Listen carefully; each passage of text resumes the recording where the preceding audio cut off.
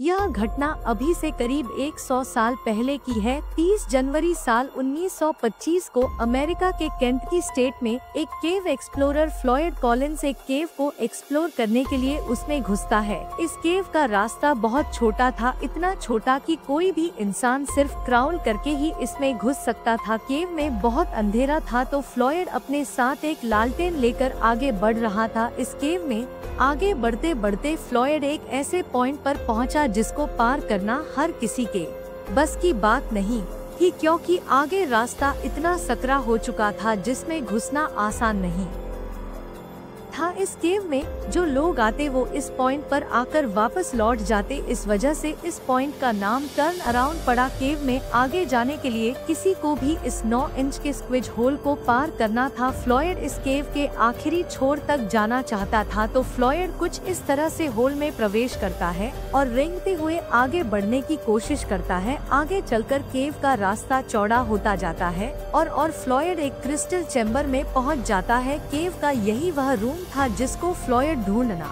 चाहता था। इस क्रिस्टल चैम्बर को ढूंढकर फ्लॉयड की खुशी का ठिकाना नहीं था, क्योंकि यह क्रिस्टल चैम्बर फ्लॉयड को मालामाल करने वाला था। फ्लॉयड अब वापस बाहर निकलता है और बाहर निकलने के लिए उसे उसी सकरे रास्ते से होकर गुजरना था। फ्लॉयड उस टाइट रास्ते में अपने आप को घसीटते हुए आगे बढ़ रहा था कि तभी फ्लॉयड के हाथ से लाल टेन छूटती है और वह टूट जाती है, जिससे केव के अंदर खूब अंधेरा हो जाता है। फ्लॉयड अभी भी जमीन से 55 फीट नीचे एक पतले रास्ते में फंसा हुआ था, लेकिन इस सिचुएशन में भी फ्लॉयड घबराया नहीं, क्योंकि उसने पहले भी इस तरह के अंधेरे रास्तों का सामना किया था।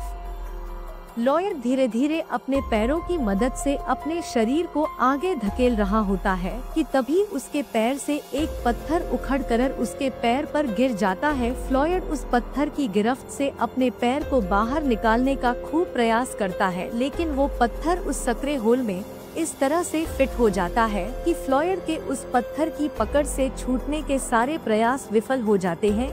फ्लॉयड अब सहायता के लिए चिल्लाता है, लेकिन जमीन के इतने नीचे से कोई भी फ्लॉयड की आवाज को नहीं सुनता। जिस होल में वह फंसा था वहां से पानी रिस रहा था, जो कि फ्लॉयड के नीचे से बहर था, और यहाँ से एक सुनसान और अंधेरी गुफा में फ्लॉयड कॉलिंस की जीवन और मृत्यु के बीच जंग शुरू हो जाती है। दोस्तों, फ्लॉयड कॉलिंस के साथ आगे क्या क्या हुआ यह जानकर आपकी रूह काम उठेगी। एक्सलोफक बंट्र इन फडकन was another great dramatic story. Collins had been trap in the Kentucky cave कलिन वा नेगो कन टनल नहीं वा पीबा फन रक्स एंड एट दस ऑन फ्राइडे मॉर्निंग। 1920 के दशक में अमेरिका में धरती के नीचे सुरंग ढूंढने का तो मानो एक ट्रेंड चला था। लोग अपने अपने खेतों की खुदाई करते और देखते कि कहीं उनके खेत में कोई सुरंग तो नहीं।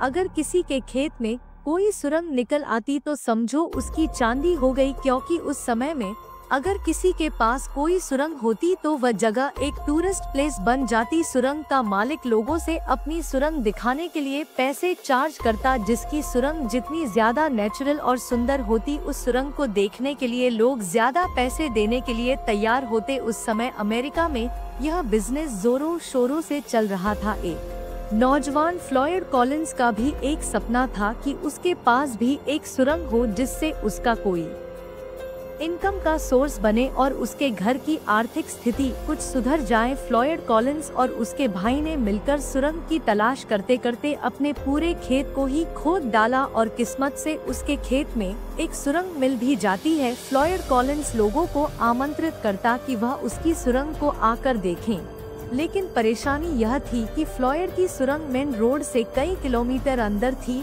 और मेन रोड पर पहले से ही बहुत सारी सुरंगें थी, तो लोग मेन रोड के पास वाली सुरंगों को देखना ज्यादा पसंद कर रहे थे और फ्लॉयड की सुरंग को देखने के लिए कोई नहीं जाता। इस परेशानी से निजात पाने के लिए फ्लॉयड कॉलिंस ने एक तरकीब निकाली कि क्यों ना वह मेन रोड पर मौजूद किसी सुरंग के मालिक के साथ पार्टनरशिप में काम करे।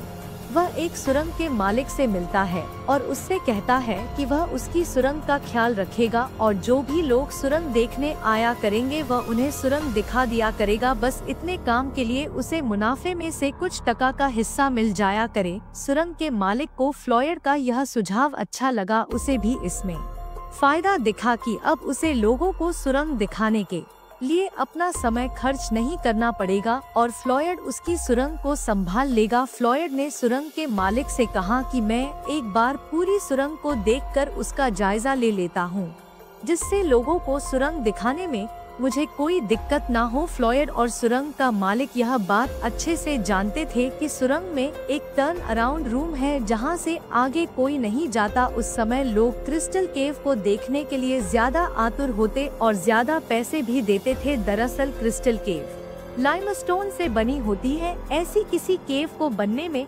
हजारों सालों का वक्त लग जाता है। क्रिस्टल केव देखने में बड़ी ही अट्रैक्टिव लगती है। फ्लॉयड एक लालटेन उठाता है और सुरंग को एक्सप्लोर करने के लिए निकल पड़ता है। उसे क्या पता था कि वह जिस सुरंग में जा रहा है वहां उसे अपने जीवन की सबसे खतरनाक लड़ाई लड़नी है। जैसा कि अभी मैंने आपको बताया कि लौटते समय फ्लॉयड का पैर एक पत्थर में फंस जाता है और वो उस अंधेरी गुफा में सहायता के लिए जोर जोर से चिल्लाता है। इस छोटी सी सुरंग में फंसे हुए फ्लॉयड को 24 घंटे बीत जाते हैं।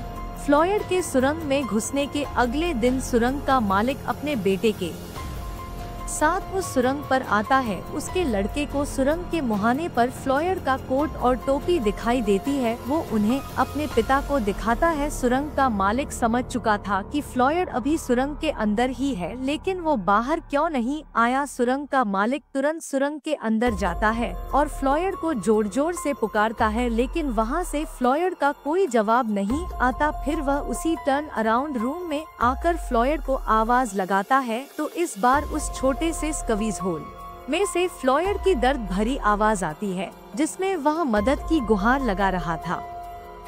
सुरंग का मालिक इस घटना की जानकारी तुरंत फ्लॉयड की फैमिली को देता है और फ्लॉयड का भाई होमर उसे बचाने के लिए उस केव में घुस जाता है। इस टाइट सुरंग में होमर को उस स्क्वीज पॉइंट को पार करके फ्लॉयड तक पहुंचने में कई घंटे गुजर जाते हैं। फ्लॉयड का भाई उसके पास पहुंचता है। वहां वो फ्लॉयड को खाने के लिए सैंडविच और कॉफी देता है और स्थिति का जायजा लेता है कि फ्लॉयड को किस तरह से बाहर निकाला जा सकता है। होमर ने सुरंग के मुहाने को चौड़ा करके उसे बाहर निकालने का प्लान बनाया। होमर छेनी हथौड़ा लेकर आया और एक बार फिर से उस सुरंग में घुसा और सुरंग की दीवारों को चौड़ा करने की कोशिश करने लगा, लेकिन इससे स्थिति और ज्यादा गंभीर होती जा रही थी। बार बार चोट पड़ने की वजह से सुरंग की दीवारें चटकने लगी थी। डर इस बात का था कि कहीं यह सुरंग ढह ना जाए और फ्लॉयड उसमें दबकर मर जाए तो फ्लॉयड को निकालने का यह प्लान फेल हो जाता है। अभी तक फ्लॉयड को इस सुरंग में फंसे हुए 46 घंटे गुजर चुके थे। यह सुरंग इतनी टाइट थी कि फ्लॉयड करवट भी नहीं बदल पा रहा था। फ्लॉयड का भाई होमर हिम्मत हार चुका था। यह गुफा हाईवे के पास थी तो वहाँ बहुत सारे लोगों की भीड़ इकट्ठा होने लगी। लोग फ्लॉयड की मदद तो करना चाहते थे, लेकिन उस स्क्वीज होल को देखकर सब डर जाते और वापस लौट आते। फ्लॉयड को उस सुरंग में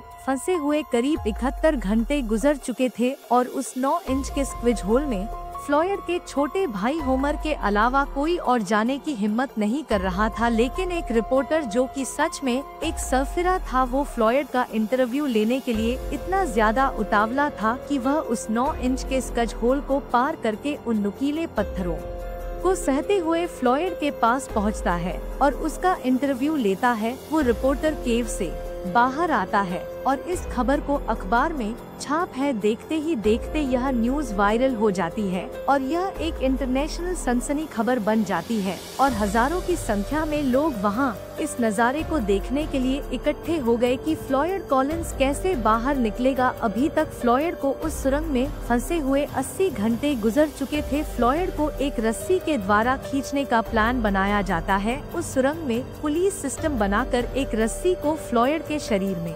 बांधकर फ्लॉयड को बाहर खींचा जाता है। इधर फ्लॉयड के शरीर को बाहर खींच रही थी और चट्टान फ्लॉयड के पैर को छोड़ने के लिए तैयार नहीं थी और बीच में फ्लॉयड दर्द के मारे चिल्ला रहा था। फ्लॉयड ने अपने भाई से कहा कि रस्सी से खींचना बंद करो, नहीं तो वह बीच में से फटकर 2 भागों में टूट जाएगा। और फ्लॉयड को बचाने का यह प्लान भी नाकाम रहा। अभी तक फ्लॉयड को सुरंग में फंसे हुए 100 घंटे से ज्यादा गुजर चुके थे और सुरंग के ऊपर 10,000 लोगों की भीड़ इकट्ठा हो चुकी थी, मानो वहाँ कोई मेला लग रहा हो। सुरंग में ठंड बहुत ज्यादा थी तो फ्लॉयड को गर्म रखने के लिए वहाँ एक बल्ब लगा दिया जाता है। समय गुजरता जा रहा था लेकिन फ्लॉयड को बाहर निकालने का कोई भी तरीका नहीं सूझ रहा था और अभी तक फ्लॉयड को वहां फंसे हुए 115 घंटे गुजर जाते हैं।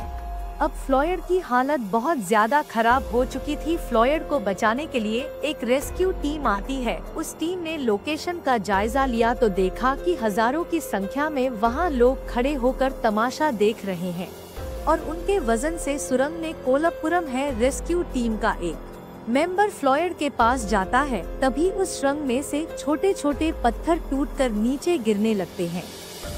तो रेस्क्यू टीम का मेंबर यह देखकर पीछे जाने की कोशिश करता है। अभी तक फ्लॉयड को यह समझ आ चुका था कि अब उसका बच पाना संभव नहीं है। यह सुरंग कभी भी ढह सकती है। फ्लॉयड इस सुरंग में अकेला नहीं मरना चाहता था। इस वजह से फ्लॉयड उस रेस्क्यू टीम के मेंबर से पीने के लिए पानी मांगता है, लेकिन पानी तो फ्लॉयड के नीचे से बहता जा रहा था और इतने दिनों तक फ्लॉयड उसी में से पानी पी रहा था। रेस्क्यू टीम का मेंबर फ्लॉयड की इस चाल को समझ चुका था कि वह उसे भी अपने साथ फंसाना चाहता है, तो वह तेजी से उस सुरंग से बाहर निकल जाता है। तभी वह सुरंग कोलैप्स हो जाती है और फ्लॉयड के पास आने जाने का रास्ता बिल्कुल बंद हो जाता है। अभी तक उस स्क्विज होल के द्वारा फ्लॉयड तक खाना पहुंचाया जा रहा था, लेकिन अब फ्लॉयड से बाहरी दुनिया का संपर्क पूरी तरह से टूट चुका था। अब फ्लॉयड को बचाने के लिए एक नया प्लान बनाया गया। प्लान यह था कि ऊपर से फ्लॉयड तक एक रास्ता बनाया जाए